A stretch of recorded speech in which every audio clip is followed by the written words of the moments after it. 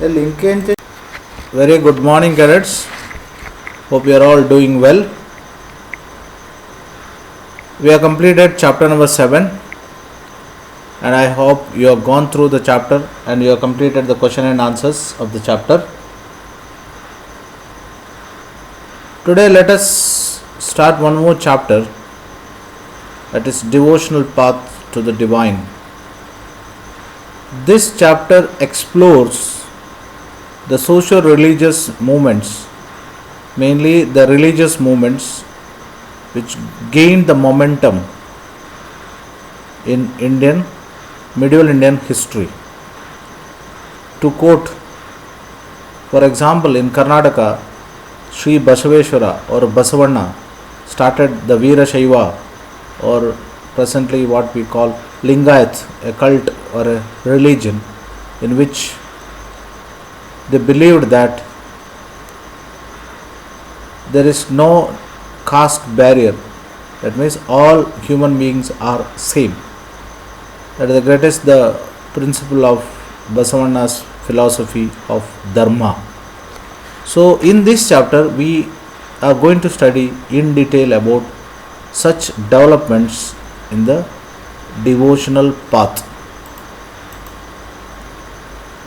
You may have seen people perform rituals, worship, singing bhajans, kirtans and qawwali. Qawwali is a singing in the Islamic religion, and even repeating the names of God in silence. That what we do, silent prayer.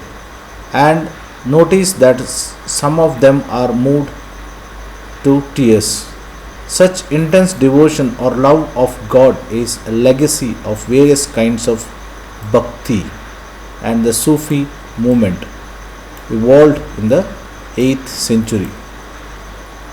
So devotional, we know the very popular example, that Radha's devotion to Lord Krishna. That is what the devotion, Meera's devotion to Krishna. So love and devotion, if someone have got a intense love and devotion to the God, then generally the person will be emotionally attached to the one or other religion. That is what we are going to study in this particular chapter. The idea of Supreme God.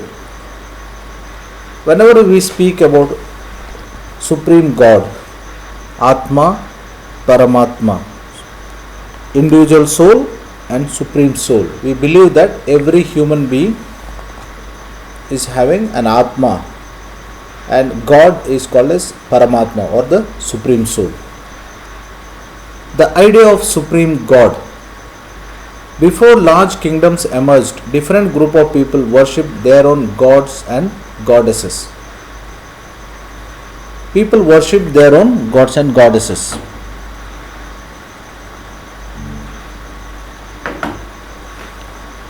As people were brought together through growth of towns, trades and empire, the new ideas began to develop.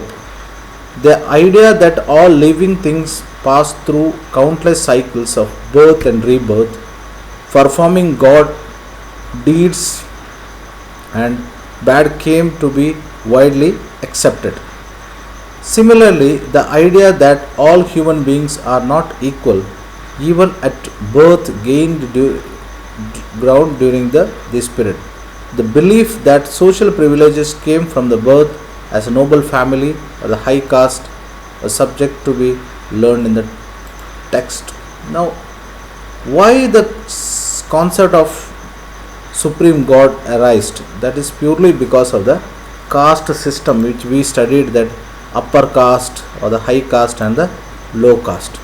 The high caste and low caste people, this kind of birth, the performing deeds is purely because of it created a lot of tremor or revolutions in each and every religion.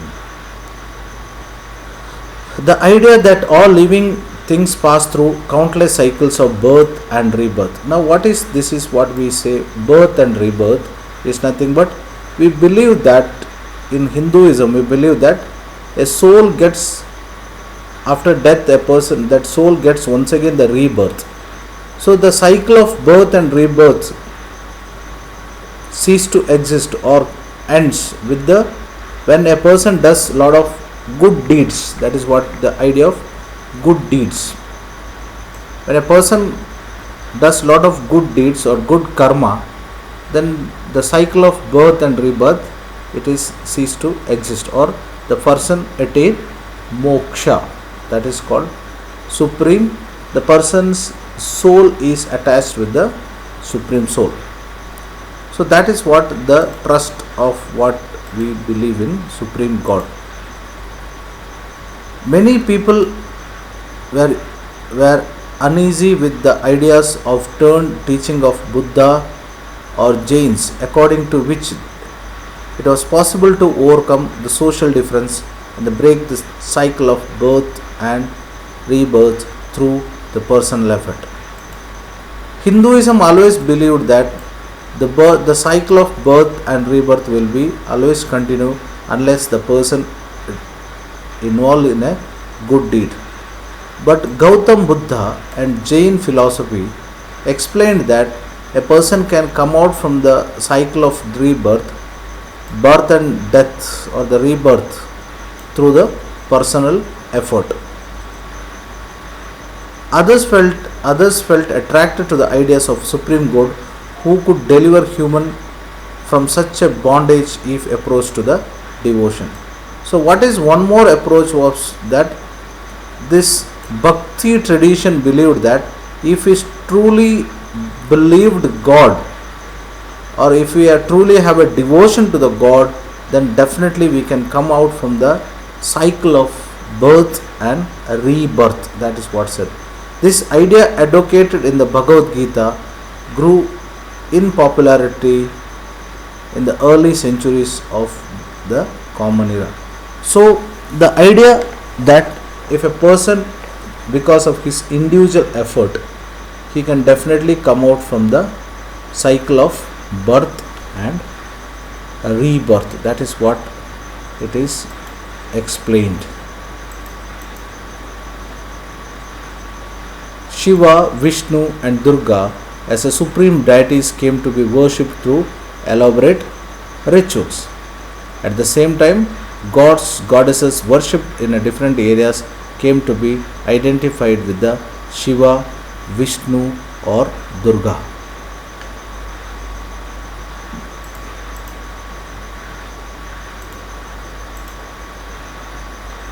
In the process, many local myths and legends became a part of Puranic stories. The method of worship recommended in the Puranas were introduced into local cults. Eventually, the Puranas also laid down that it was possible for devotees to receive the grace of God regardless of their caste status. The idea of bhakti became popular. Even Buddhists and Jainists adopted these beliefs. So as it's become very popular, it is always said that we studied a lot of Puranas or lot of local myths and legends became a part of Puranic stories. The methods of worshipping recommends the Purana were introduced into local cults. Eventually, the Puranas also laid down that it was possible for devotees to receive the grace without their caste. That is what it is proved by Kanakadas, Surdas, Kabir Das. So what is proved by Kanakadas or Surdas and Kabir Das? That birth is not important, because if you are born in a lower caste also, purely because of your devotion or purely because your bhakti, we can receive the grace of God regardless of the caste status. So regardless of caste status, we can receive the grace of the God purely because of the bhakti marga or the path of bhakti. So the idea of bhakti became so popular that even Buddhists, Jains adopted these beliefs. So bhakti, idea of bhakti, it becomes so popular that even the Buddhists and Jains they accepted and started adopting the tradition of Bhakti tradition.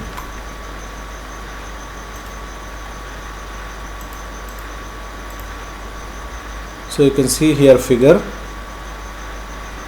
You can observe this process of local myths and legends receiving wider acceptance even today.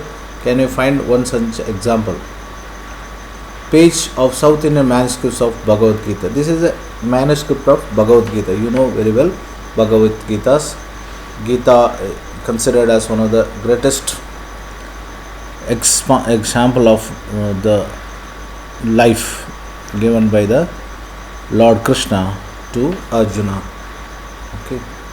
So even you may come across several local myths and legends related to some religious place in and around your place. So hope you understood what explained, that is the idea of Supreme God.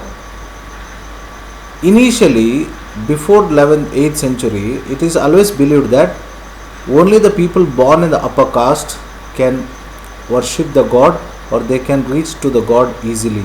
But slowly it is understood that it is not your birth makes difference, it is always makes your devotion. That is what we say. Devotion means if a person got a devotion to the God, definitely he can also attain the moksha, or he can also get the grace of God. That is what explained in the last two paragraphs. Let us now study about how new kinds of bhakti in South India origined. Now let us move to the topic, that is the new kinds of bhakti. The new kinds of bhakti in South India, Nayanars and Alvars. Nayanar and Alvar is a new cult which got its prominence in South India, like what we call Veerashaiva in Karnataka. Okay. The 7th to 9th century saw emergence of a religious movement led by Nayanars. Nayanars means saints which devoted to the worship of Shiva.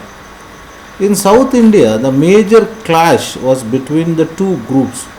One group of people who worshipped Lord Vishnu and another group of people who worshipped Lord Shiva. The Shaiva and the Shaiva worships, they are called Shaivites or Nayanars, and the worship, those who are worshipped Lord Vishnu. Devoted Alvars and Nayanars who came from all the castes, including those who considered as untouchables like Puliyars and Panaras.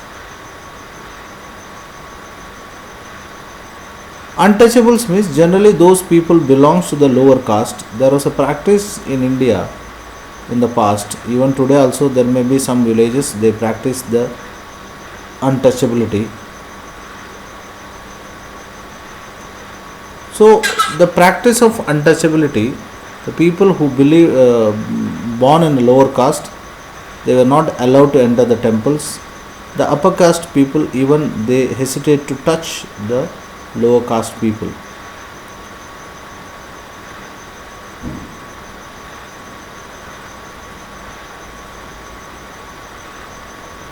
They were sharply critical of Buddhists and Jains and preached the ardent love of Vishnu or Shiva as a path of salvation. Salvation is nothing but moksha. What is moksha or salvation? Salvation is nothing but free from the cycle of birth and rebirth. That is called salvation. So they believed that if you truly worship Lord Shiva or Vishnu, definitely a person can get salvation. They drew upon the ideals of love and heroism as found as Sangam literature. Sangam literature is considered as one of the ancient Tamil literature. Sangam literature is one of the ancient Tamil literature. It is always believed that the Lord Shiva and Vishnu, they made a lot of heroist worshipping. Composed during early centuries and blended with them the values of bhakti. Nainavs and Alvars went from the place to place composing acoustic poems in the praise of deities enshrined in the villages they visited and set them music. So Alvars and Nainars, they started composing songs and they started singing songs, and so that they attracted people towards the religion. There are 63 Nainars who helped different caste backgrounds such as porters, untouchables, workers, peasants, hunters, soldiers, Brahmins and chiefs. The best known among their Appar, Sambandar, Sundarar, Manikavasagar. There are two sets of complications on their songs. One is Tevaram and Tiruvachakam. Tevar means that God. There are 12 Alvars who came from equally divergent background. The best known being is Periyar. In the class 8th you study about Periyar Ramaswamy Nayakar, Periyavaral, and his daughter is Andalamma. There are a few Tamil films which projects Andalamma. Their songs were compiled in the Drivya Pradhalam. So Alvars and Nainars is a history in which the lower caste, even the lower caste people, got their importance because of the true devotion. Between 10th and 12th century, the Chola and Pandyan kings built elaborate temple around many shrines visited by saint poets, strengthened the links between Bhakti tradition and the temple of worship. This was also the time when their poems were compiled beside hippographics or religious biographies of Alvars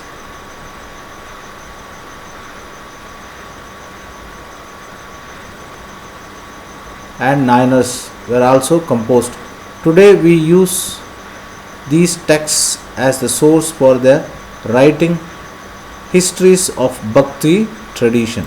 This word is pronounced Hagiography. hagiography. Hagiography. This is pronounced Hagiography. it is pronounced as Hagiography. hagiographies. Hagiographies. Hagiography. So hagiographies is nothing but the religious biographies is called hagiographies.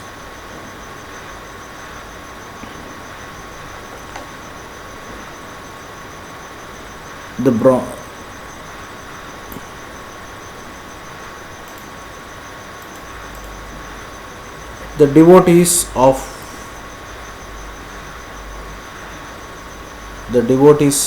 the Lord. The composition of Manikavasagar. Into my well body of flesh you came as though it were the temple of God, gold, and smoothed me wholly and saved me. O Lord, grace of gem most pure, sorrow of birth and death and illusion, and you took from me and set me free. O bliss, O light, I have taken refuge in you, and never can I part from you. How does the poet describe his relation with the deity or the God? This is how what we purely explain about the devotion to the God, where he believes that he is a part of God, and he strongly believes that no one can take the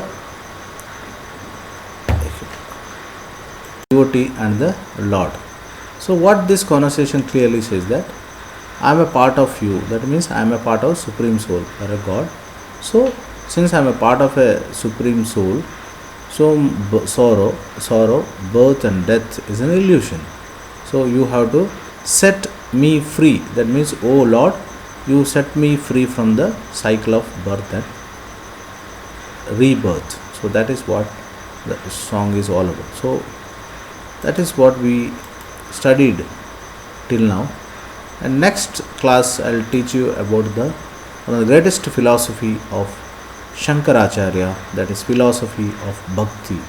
Shankaracharya's philosophy of Bhakti is considered as one of the greatest philosophy in the medieval Indian history, not only medieval Indian history, in the history of religious history of India.